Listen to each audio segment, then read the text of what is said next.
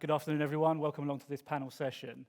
I think we're all aware that we're living in the midst of a housing crisis right now. There's a shortage of affordable homes that's driving up the cost of private rents, and there's more households than ever in temporary accommodation. And that's why the government set such a priority on developing and building and delivering 1.5 million homes in this parliament. But I think we recognise that that's not an ambition that's going to be achieved by one sector on its own. It's going to require collaboration across the likes of policy, planning, delivery, development in order to achieve those aims. And that's the conversation that we're going to explore today. And so with that, I'd like to introduce our panel. So joining me today, we have Mark Gray from His Majesty's Land Registry. Mark is the Chief Technology and Transformation Officer. Nicola Waters, the Head of Planning Policy, Economy and Climate from Wealden District Council.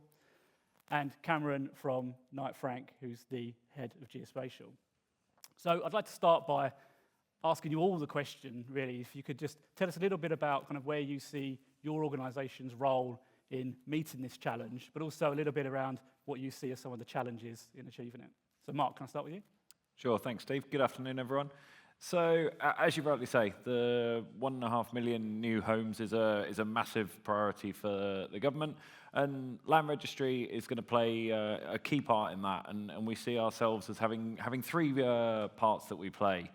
So firstly, our core service that we deliver on a day-to-day basis is integral to the agenda of the government. So we need to be able to register the properties, and we have made great progress over the last year or two in registering property more and more quickly, and we need to keep going on that trajectory.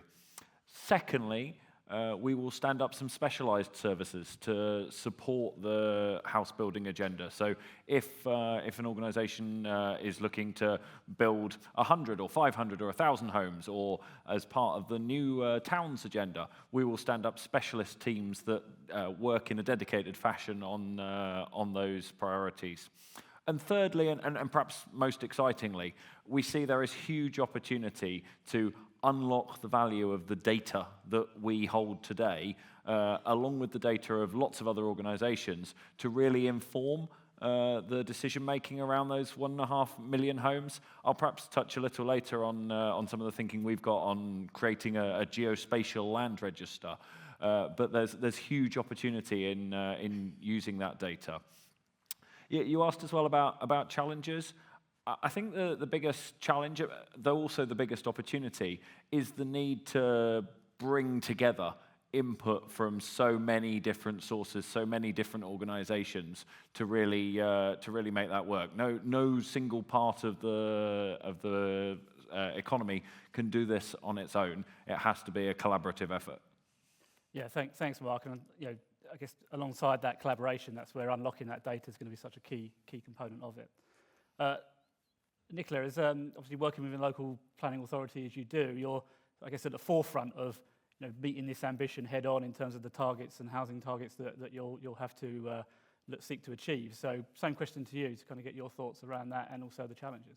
Yeah, sure. So this is how I work for a local planning authority, and we have a central role in delivering housing. Our role is helping to shape sustainable communities. We have to balance those housing ambitions with the unique needs of the local area. Now, there are two principal parts of planning. There are the development management team who deal with the day-to-day planning applications, and then we have a planning policy team who write policies for which those planning applications are determined against. And the way that we do that is we produce something called a local plan. So it's got a long time frame, 15 years as a minimum, and it sets out the vision and policy framework for which those planning applications will ultimately be determined against. And those housing targets that you mentioned, they're set by central government. So through national policy, they set specific targets for each local planning authority. So you take that 1.5 million and divide it between those each of those local planning authorities, and it's not equal numbers between each. And then we have to translate into that local context. So through that local plan, we develop policies, so particular allocations for development, which includes housing. We have policies for the mix and type of housing, affordable housing, family homes. And through that, we have to develop a sustainable growth strategy whilst also looking to protect the environment. So key to our role is balancing those social, economic and environmental factors whilst all in that sphere of developing a sustainable community. And those specific challenges, in my mind, are twofold. I think there's a specific skills challenge in planning departments between how you translate kind of GIS expertise and talk about that with planners, but also engaging the local community in development of that local plan takes several stages of consultation, and trying to keep that momentum and keep people interested is a real challenge. Thanks, Nicola. I think you make a really good point there about the skills and the challenge there in terms of the connection of GIS with planning. And I guess that's something that this sector and this audience, we've all got a kind of a role to play in that, and I'm sure there's some opportunity there to improve. So Cameron, over to you. Obviously, Knight Frank is an independent property consultancy. You're probably quite uniquely kind of positioned by being able to look at the opportunities and the threats both in that private and public sphere. So same question to you. What's your kind of take on where we're at, but also what those challenges might be? Yeah, thanks, Steve. Yeah, as you've alluded to, we're in a strong position to take a broad view at factors impacting the housing market.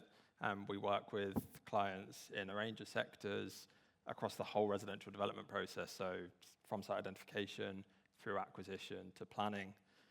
Our residential research department at Knight Frank, where the geospatial team sit, provide thought leadership to industry, well-respected voice in the field. We undertake extensive market research to understand housing supply and demand dynamics, which really gives us that sort of breadth of opinion in the field. And it tells us that land values are shifting, planning sentiment is improving incrementally, and developers remain focused on sites that are viable, developable, and low risk. However, historically, we know that housing, or private sector housing deliveries remained fairly consistent. Developers only want to build what they know they can sell historically. So there's a real need to get more players into the market and have a change of approach. Just a stat to sort of highlight that point, that in 23 of the 33 London boroughs, developers haven't started a single home in the first quarter of this year. So that sort of highlights the stark nature of the challenge that's being faced. One way of sort of shifting towards a change of approach is adopting a multi-tenure model. Not only can this provide more housing, it can increase social mobility and sort of increase the use of creation of diverse communities. Within the living sectors, build to rent, we know schemes can be delivered at pace and at speed and at scale. They're also attractive to institutional investors, so can bring money into the market. And then similarly within living sectors as well, we could look to senior living schemes, purpose-built student accommodation as ways of getting people into the right sort of accommodation, so that they can free up general housing stock for the rest of the market where it's needed. Thanks. It's interesting there. You talk about the change of approach and the sort of the current model, and maybe there's some challenges there going forwards with that. And I think in the context of this event and this audience, it sort of leads me to kind of think about what else can we be doing, or is there a different way and a different approach that we can take, which of course then prompts us the question about the role of geography and geospatial in achieving this ambition. So I'd like to kind of pose the next question, and perhaps Mark, I'll come back to you initially, but where do you see the value and power of geography in the work that you're going to do to meet this ambition for 1.5 million homes? Absolutely. So, I think fundamentally, geography and house building are inextricably linked. And I think I talked earlier about unlocking the value of data and about building, in our case, a geospatial register. I think let me expand on that a little bit, because I think it will really help to bring that to life.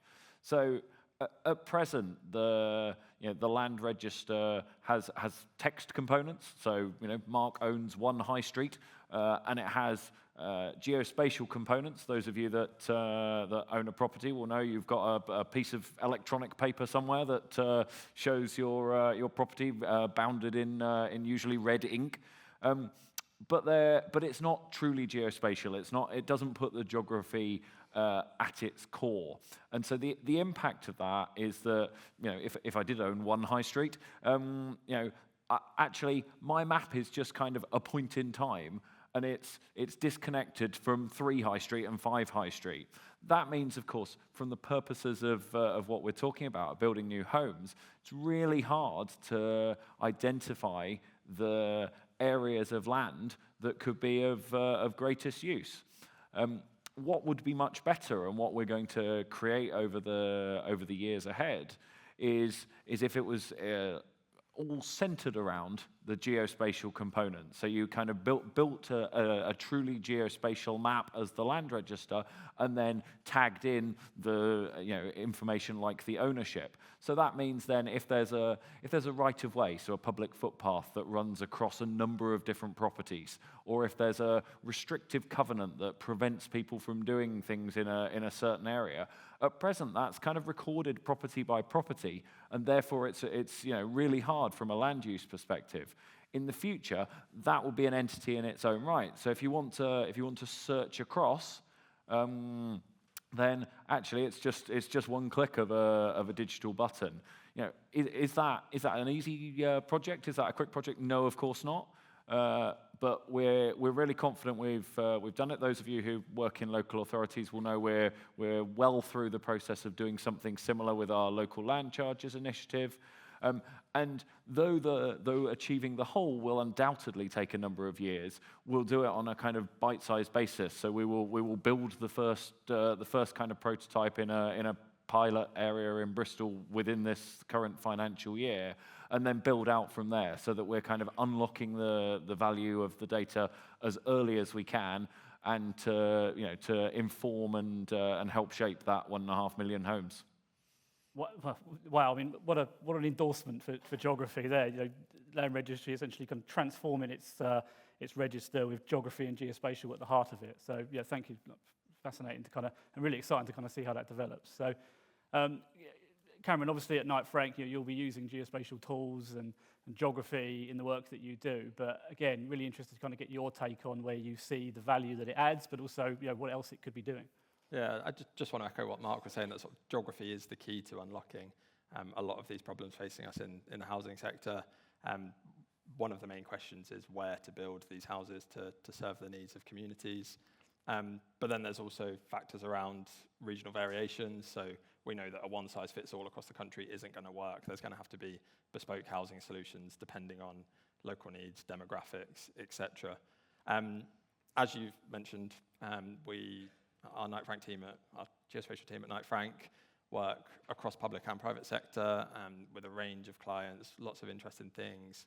In this space, we do a lot of site identification projects. So I'll just touch upon a few here for everyone. We've been doing a lot of work with the Church of England recently, using land registry data to map their entire estate, sort of trying to create some joined-up thinking. They are one of the biggest landowners in the country. They want to use their land to serve local needs and local communities, but as an organisation don't fully understand their ownership. So we've been working with them to create a platform where they can view and analyse data, both land registry and other development factors, to come up with a strategy and a plan for that. Another sort of aspect of work we've done is looking at repurposing redundant spaces. So in the past, we've done work with MHCLG, where we've looked at mapping nationally surface level car parks. We found that 91% of public sector-owned surface level car parks have another such site within a 5-minute walk. And then if we start to look at development characteristics of those, ranking the top 15% and assigning those for housing would be enough to deliver 110,000 homes just on those redundant public sector car parks. Finally, the last sort of project I want to touch on is work we've been doing over the last year with the Royal Foundation, working on their Homewards programme. We've been providing sort of data and analysis to them in their mission to try and prove that homelessness can be ended. Similar sort of thing, we've been working with their local delivery leads in their 6 pilot locations, pulling in lots of data and expertise, giving them a platform to be able to filter sites by size, proximity to amenities, ownership, and local demographics as well, to help them, first of all, engage with local businesses and also propose solutions to try and end homelessness in those areas by acquiring sites for giving people access to housing. So just a few sort of examples of the semi-live projects that we've been working on, but the key is just making sure that the right people have access to the right data, the right tools, so that we can make the right decisions and start working towards these targets. Yeah, I mean, lots of great examples there, and obviously collaboration being at the heart of some of those examples that you've shared. So thank you very much. So Nicola, as a planner, working in local government, where do you see the role of geography? And to your point earlier about the skills and the challenges around that, what do you want to see geography doing for you from a planning point of view? So geography really does play a critical role in us delivering these homes and looking at the challenges that come with development. So for me, it's not just about where things go, it's about understanding how space, place, environment and people interact together. So we use geography in order to understand where housing is needed. So we'll look at things like population growth and migration patterns. We'll look at where jobs will be in the future, what school provision there is, transport networks, looking at local services, and then look at things like land constraints. So is there green belt? Does that restrict development coming forward? Flood zones? What landscape restrictions are there? So it's about finding that right space. And we use geography to help guide structure and size of development. So would an urban extension be helpful here? Are we looking at a new town? And looking at all of that in the context of sustainable, walkable communities. And as part of that equation, we need to look at what climate change challenges are coming forward. So looking at flood zones now and how they're going to change in the future. Are there areas of water stress? Is there going to be water for people to drink where you're building these new homes? Looking at soil quality and sensitive landscapes, and all that in the context of accessibility of services. We look at geodemographic data, so looking at population projections, and affordability data, looking at where new homes should be located. But in terms of those specific challenges, and as I mentioned earlier, there is that skills gap, and we need to be able to close the gap between what myself as a planner and those with GIS expertise are to work together. We need to break down our specialist languages. I'm accused a lot of using planning language when I'm talking, and I would say the same for GIS experts. They use that language. So we need to work together to get a common language, because we're all looking at a common goal, trying to get that mutual understanding. And going back to consultation, part of the role that we have to do is about being transparent about what our decisions are, and engaging the communities, as I said, is really difficult. If you're looking at a long-term plan, that 15-year time frame, people aren't able to look at that kind of longer-term view. It's not a planning application. They can't see what those houses are going to look like. So things like online mapping are really helpful to help people understand how space might change in the future. That's brilliant. Thank you very much. I've just made a note there. You mentioned at the beginning of what you were saying, you said it's not just about where things go, it's also about how space, place, environment, and people kind of interact within that space. I mean, for me, that's the power of geography, the ability to bring this information together to inform decisions that get made on it. So, and to your point on, I guess, your challenge, if you like, to the planning sector, but also to us as a geospatial sector as well.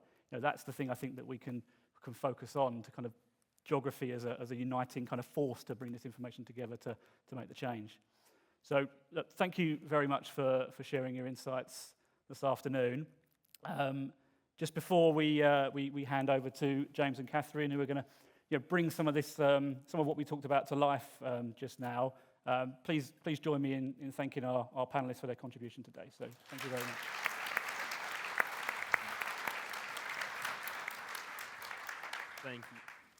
Thank you, Stephen. Welcome, everyone. My name is James, and I'm joined today by Catherine Clark. And for the next 20 minutes or so, we want to talk you through how ArcGIS can help you with urban planning and design. So today, we'll start off by showing you how you can use ArcGIS Pro for site suitability, then move on to ArcGIS Urban, a really cool tool for planning and visualization. Now, ArcGIS can help you with 3 of the stages of development: site selection, development planning, and public engagement. And Catherine will take us through these now. So starting with site selection, We just heard in the panel session about the importance of data, and what you'll probably start doing is gathering the data together that you need. What constraints are there in your local area? What are the most important for this specific site you're looking at? Now, in the demo today, we have chosen to use ArcGIS Pro to carry out our site selection. So this is our desktop software. And we have chosen this to make use of the full range of filtering, selection, and analysis tools. We can also make the most of automation tools like Model Builder, stringing together our workflow so we can repeat it. If you're new to GIS, then diving straight into ArcGIS Pro may not be the best option for you. Instead, you could choose to use a partner solution. For example, LandClan offer an easy-to-use web app to help you narrow down your site searches, and this is all powered by ArcGIS technology. When it comes to development planning, this is when you may turn to 3D. So bringing together your constraint data, overlaying this on extruded buildings, and maybe uploading building information models as well. The scene viewer available with a creator license is a great place to start, and in the demo later you'll see ArcGIS Urban, so this takes things one step further in a planning-focused product, and I'll tell you more about that later. For public engagement or stakeholder consultation, there are lots of tools within ArcGIS that can help you, and we don't have time to go through them all today. But you may choose to take some inspiration from some of our customers. For example, Tower Hamlets, who created a story map to share their local plan with the public. Or, as Nottingham City Council have done, create an immersive 3D experience builder application to showcase major developments within the city.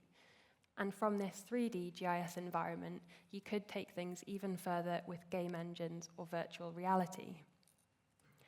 So whatever stage of the planning process you're at, the key is determining your audience and deciding what data do you want to share with them, or maybe what data do you want to collect from them. The app builders within ArcGIS will then allow you to create tailored, focused applications for your audience, and these can all be customized to your organization's look and feel. So in this session, we're going to focus on site selection and development planning. But if you have any questions about tools for public engagement, then please come and ask us at the end. But I'll hand over to James to get us started with the first demo. So, site selection. So I want to touch upon how we can use a couple methods in Pro and a couple of tools that you can use to perform this workflow.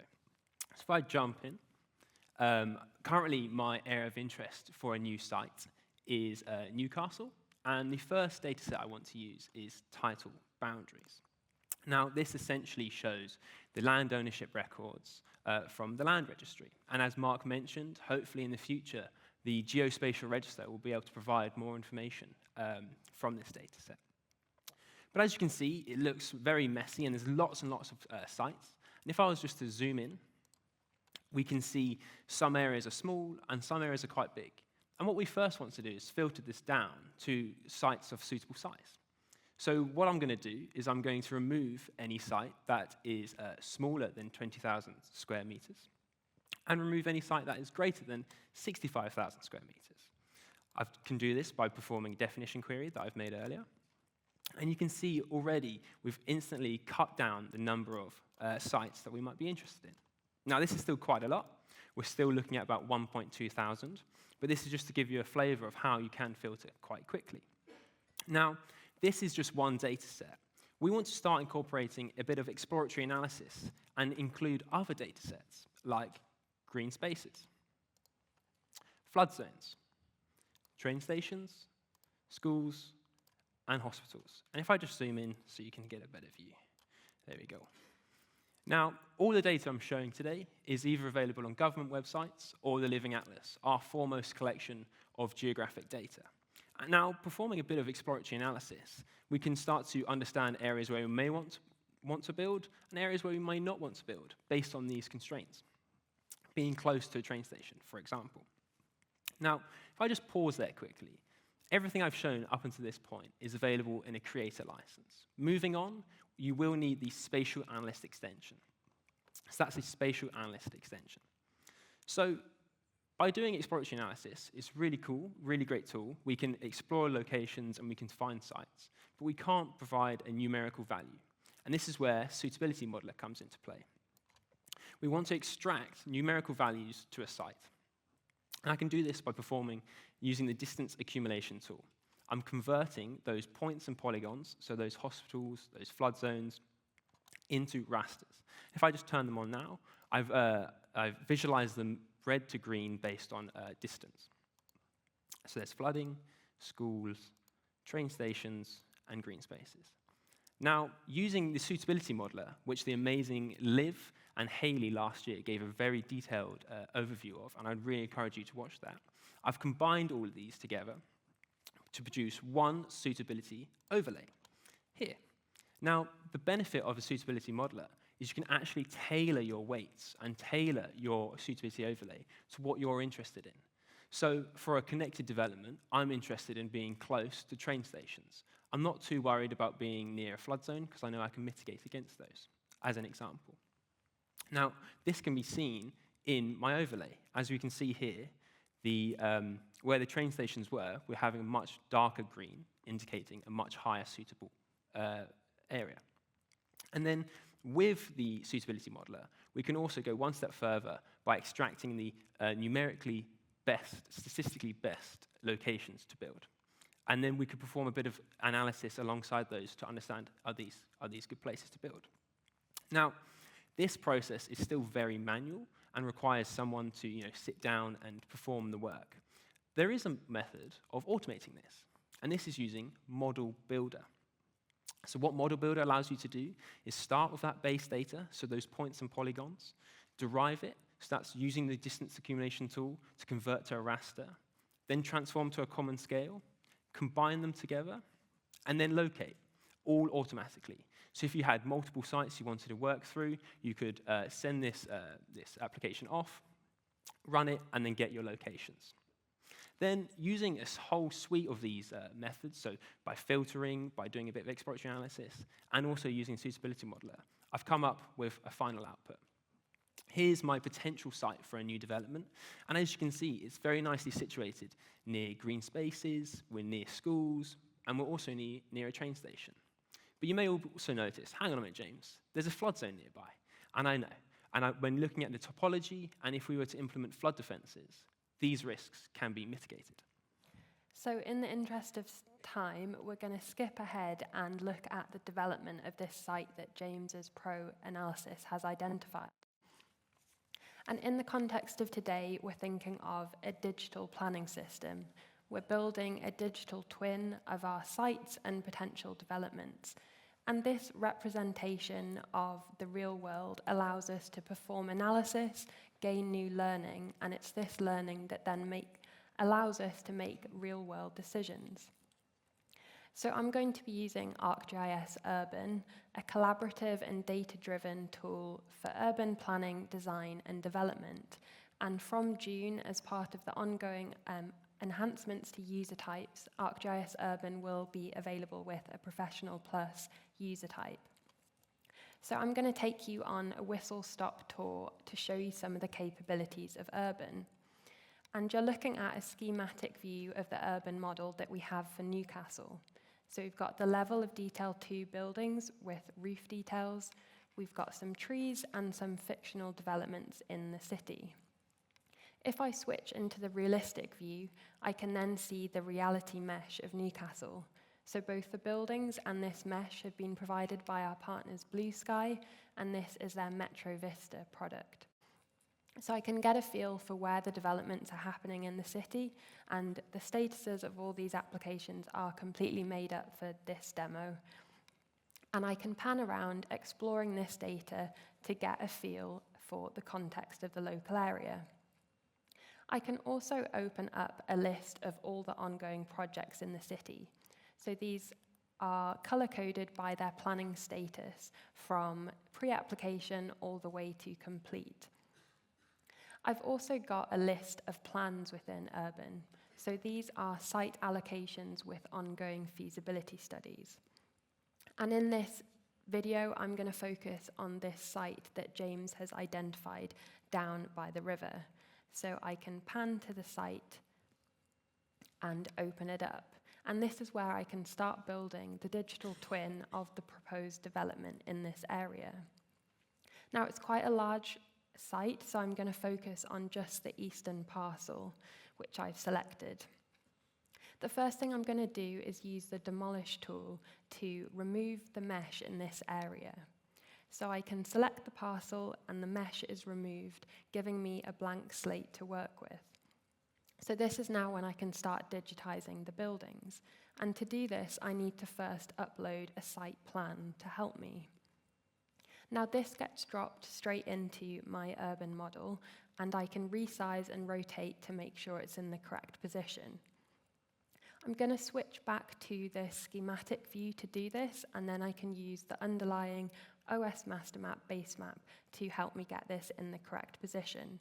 Now I've sped this up for the purposes of today's session, but you can obviously do this much more accurately, and there's also the option to add control points at specific places to ensure it's in the right spot. So now that I've got this site plan into the correct place, I can start to digitize the building spaces. So I'll open up the development tools and I'll start drawing one of these buildings. Now this is as simple as just clicking points on the map at each corner of this building. And snapping tools and distance tools allow you to do this accurately. So once I've got the first level of this building drawn, I can then duplicate this for the upper floors of the building. So this is simply using the duplicate floors tool to however many floors you need. I'm also going to adjust the elevation of this building, as the lower underground floor is going to be reserved for parking. So now I've got the beginnings of this building, I can then look at assigning a use class. So this is what the space is actually going to be used for. So for this floor, I will search for housing and I'll assign it to market housing. I then begin to see a breakdown of the different use classes across this parcel. There's also a lot of editing tools to allow you to digitize detailed buildings. For example, I can adjust the edges of this top floor, making a smaller tower on the upper floors. And again, just like I did before, I can duplicate the floors to the desired height. Now, for a development, there might be several different scenarios that are being proposed, and Urban gives you the option to compare these different scenarios. So if I open up scenario 2, which, as you can see, I've gone ahead and digitized the remaining buildings in this parcel, as well as assigning a mix of use classes. So there's commercial, parking, residential, and 2 of the buildings have a green roof on top. Metrics within Urban allow me to keep track of some key stats about my site. And in this example, I've got a summary of the parking balance, which at the moment is showing -14. So this is using the amount of residential space and inferring the number of car parking spaces that will be required. To fix this negative balance, I can go in and adjust one of the levels in my building to an additional level of parking. And when I save these edits and return to my metrics, it's updated for me and I can see it's now a positive balance. So these are all completely customizable for anything that you want to keep track of in your local area. I can also set up strategic viewpoints in my project. For example, how will this development look driving across the bridge into the city centre? And so far, everything you've seen today has been within a within a plan in Urban. And what I'm going to do now for this last few minutes is focus on this project. So this is a planning application that's in the pre-app stage, and I've received a building model from a developer. And what I want to do is digitize what this building is going to look like in this site. You'll see that I've gone ahead and already removed the mesh in this area. So if there's an existing building there, you can remove this from your view. I can now directly upload the building model into Urban, and when it loads in, you'll see that I've ended up with a very large building in this city. So the first thing I want to do is adjust the scale of this building. I can also set specific coordinates and an orientation to ensure that it's in the correct position in my site. And when I zoom back in, I've got a much more normal sized building now, and I can start to think about how this building will look in this parcel. You have the option to add additional assets, so this might be vegetation, it might be vehicles or other street furniture as well. I'm going to add a few trees into the site that are proposed to be planted next to this building. Now, Urban isn't just a visualization tool, there's also lots of analysis options too. And I don't have time to show you them all today, but you've got options to look at the shadows that might be cast by this building, compute a line of sight or a view shed as well. There's also lots of collaboration tools. So if I share my project with a group within ArcGIS, I can then leave a comment on this discussion thread. So I'm going to write a message for James to ask him to review the height of this tower, as I think it's not going to fit in with the policy in this area. So the next time James comes and logs into Urban, he'll see the comment I've left, and we can continue to collaborate on this project. So that was a brief look at some of the capabilities in Urban, which has hopefully given you a flavour of how it might help you in development planning. Whatever stage of the planning process you're at, ArcGIS has tools for you. Whether you're a GIS expert wanting to use ArcGIS Pro, you're a planner looking to use Urban, or you're looking to configure apps for members of the public, we have something for you. If anything today has sparked your interest, or please do come speak with us, or please do speak with our colleagues at the Tech Zone. They're more than happy to answer your questions. And that does mark the end of our session. Thank you so much for listening, and we hope you have a great rest of the conference.